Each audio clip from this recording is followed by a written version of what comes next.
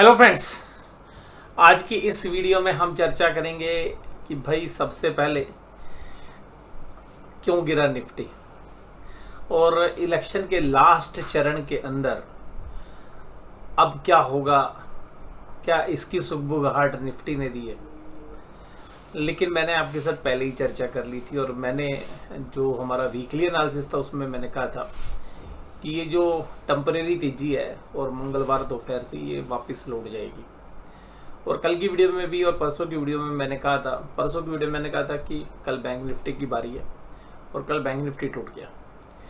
और कल की वीडियो में मैंने कहा था अब आने वाले आज के लिए कि भाई अब निफ्टी की बारी है, आज ये भी टूट गया।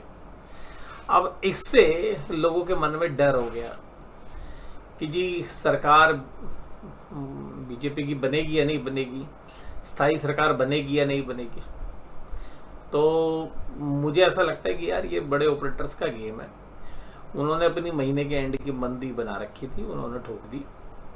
उन्होंने हर कोशिश की बाजार को नीचे लाने की और एफआईआईज की मंदी थी, एफआईआईज ने बहुत माल बेचा है। अब क्या होगा तो देखिएगा, मेरा आउटलुक ऐसा है कि आज भी अगर हम दिन भर देखें तो आज तकरीबन 10:30 बजे के आसपास जो इंडिया विक्स है ना और जो हमारे ऑप्शंस के प्रीमियम है वो बहुत तेजी से गिरे, कॉल साइड के भी और पुट साइड के भी, और एकदम जो है प्रॉफिट्स बहुत तेजी से बढ़ने लगे। लेकिन 1-1.5 घंटे में ही दोबारा से इंडिया विक्स बढ़ा और फिर दोबारा से ऑप्शंस के प्रीमियम बढ़ने लगे। ठीक है, मैं ऑप्शन सेलर्स के एंगल से बात कर रहा हूँ क्योंकि हमारी ज़्यादातर ऑप्शंस बिकी हुई रहती है। तो ये जो स्थिति थी उसको देखिएगा, बड़े प्लेयर या हम ये कह सकते हैं कि जो HNI इन्वेस्टर्स हैं या ऑपरेटर भी आप कह सकते हैं, वो नहीं चाहेंगे कि वोलेटिलिटी कम हो। तो उन्होंने देखिएगा आज पूरी वोलेटिलिटी दोबारा से भरपूर मात्रा में तैयार कर दी। लेकिन अभी पुट कॉल रेशियो काफ़ी नीचे आ गई है, 0.52 के आसपास आ गई है। तो ये जो गिरावट हुई है ये हमें इंडिकेशन क्या दे रही है। तो कल फ्राइडे का दिन है और फ्राइडे के दिन में हम ये कह सकते हैं कि इलेक्शन रिजल्ट से पहले कल लास्ट सेशन है। आप कहेंगे सर नहीं अभी तो मंडे का भी है। नहीं, मैं मंडे के सेशन को इसलिए कंसिडर नहीं कर रहा क्योंकि जो सैटरडे को एग्जिट पोल आएंगे तो मंडे को उसका जो असर है वो देखने के लिए मिलेगा। तो वो एक इम्पैक्ट जो है एग्जिट पोल वाला जो इम्पैक्ट है वो आपको मंडे में देखने के लिए मिलेगा। तो वोलेटिलिटी दोबारा से भरपूर करने की कोशिश होगी और अगर एक क्लियर डायरेक्शन वहाँ पे दिखती हुई नजर आई तो बाजार उसके हिसाब से रिएक्ट जरूर करेंगे। पूरा नहीं करेंगे, फुली नहीं करेंगे, तो उसको 20%, 30%, 40% तो जरूर करेंगे। लेकिन मुझे ऐसा लगता है कि अब जो आउटलुक है मेरा वो ये है कि निफ्टी 50 भी जो है बीच में आ गया, ऊपर से काफ़ी अच्छा करेक्ट हो गया, तकरीबन 600-650 पॉइंट जो है करेक्ट हो भी चुका है। अब मुझे लगता है कि निफ्टी अगर कल माइनस में जाता है तो इफ एनी यानी कि कोई गिरावट आती है तो 22,200, 22,150 इन लेवल पर मान लीजिएगा चला जाता है, क्योंकि जिस तरीके की सेलिंग थी उस तरीके को देख के हो सकता है।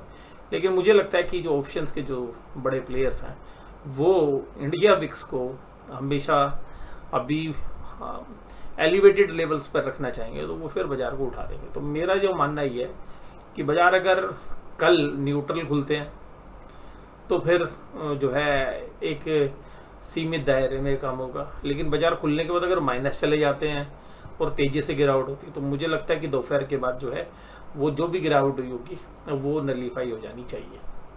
तो कल हमारा आउटलुक ही है, तो कल हमारा आउटलुक जो है स्लाइटली पॉजिटिव साइड ही है, नेगेटिव साइड नहीं है। हालांकि बाजार नेगेटिव होगा एक बार, ऐसी संभावना लग रही है, और उसके बाद जो है एक रिकवरी हम एंटिसिपेट करेंगे। तो सेकेंड हाफ में जो है एक तेजी होनी चाहिए। अगर बाजार सुबह से ही तेज है तो फिर हम कोई सिग्निफिकेंट गिरावट भी नहीं देखेंगे, क्योंकि जिस तरीके की मंथली एक्सपायरी पे मंदी की पोजीशंस बनी हुई थी वो कट गई होंगी। तो अगर कल सुबह के सेशन में मंदी होती है तो वो दिन भर में न्यूट्रलाइज होने की कोशिश होगी। और हमें लगता है कि कल के लिए मैं बोल रहा हूँ तो एक इंडिया विक्स को मेंटेन करने के लिए भी बाजार दोनों साइड मूव कराना जरूरी है।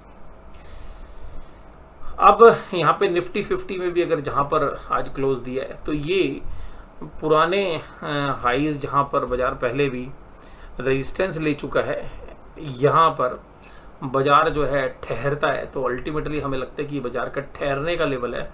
इस लेवल पर पहले भी अगर हम देखें तो 5 कैंडल्स जो है पहले भी बनी हुई हैं। उसके अलावा भी अगर हम यहाँ देखें तो 3 कैंडल्स जो है इस दायरे में पहले भी ट्रेड कर चुकी हैं, 3-4 कैंडल्स यहाँ पर भी हैं। तो हमें लगता है कि एक ऐसा लेवल है जहाँ पर बाजार टाइम बिताएगा।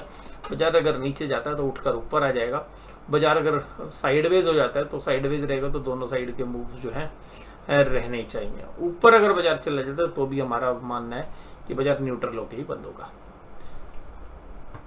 आईसीआई बैंक, एचडीएफसी यानी कि बैंकिंग शेयर्स ने आज जो है कमान संभाल रखी थी। अगर हम निफ्टी के अगर आज जो भी टॉप गिनर्स हैं वो खाली बैंकिंग स्टॉक है, तो कल बैंकिंग गिर गए थे तो आज वहां से एक रिलीफ था। रिलायंस, बजाज फाइनेंस, टाइटन और टाटा स्टील जैसे शेयर्स आज कमजोर थे। रिजल्ट के बाद टाटा स्टील में एक बड़ा जबरदस्त सेटबैक लगा है। रिजल्ट इतने खराब नहीं है जितना शेयर को तोड़ दिया गया, बट पहले रनअप काफी अच्छा हो चुका था। एडवांस डिक्लाइन रेशियो देखिएगा अब क्या बता रही है कि बहुत मजबूती के साथ मंदड़ी जो है बाजारों पे कंट्रोल कर रहे हैं और एफआईज की लगातार सेलिंग चल रही है। और हम यहाँ पे देख रहे हैं कि जो रिटेल इन्वेस्टर्स हैं उनका कॉन्फिडेंस भी जो है थोड़ा सा डिगमिग आ रहा है। और कुछ शेयर्स ऐसे हैं जहाँ पर रिजल्ट के बाद बहुत सीवियर सेल ऑफ हमें देखने के लिए मिला। और हमारा पुराना पोर्टफोलियो का स्टॉक्स, हालांकि अब हमारे पास इतनी बड़ी पोजीशंस नहीं है, नेग्लिजिबल है, होगी भी तो, लेकिन वो शेयर्स का नाम है, मतलब हमारे लिए तो एक बढ़िया रिटर्न देने वाला शेयर रहा।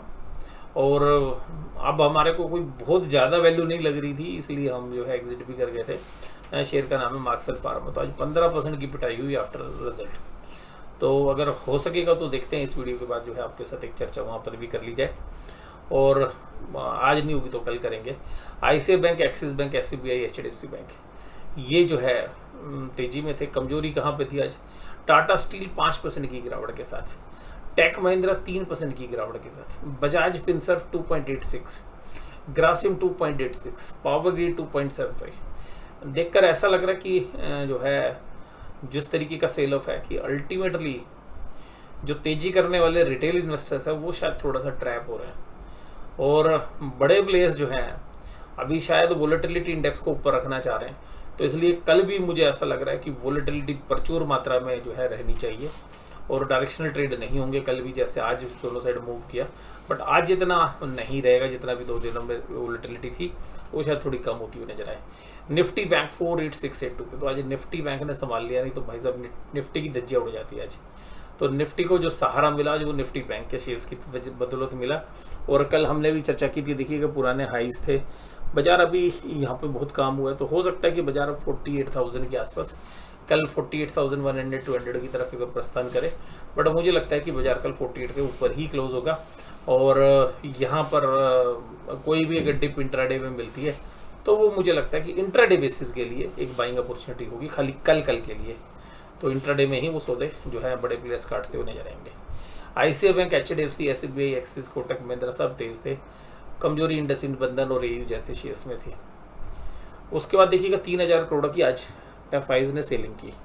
3,432 करोड़ जो है डीआईज ने माल खरीद लिया, तो जितना भी का उतना खरीद लिया, तब भी बाजार को रोक नहीं पाए।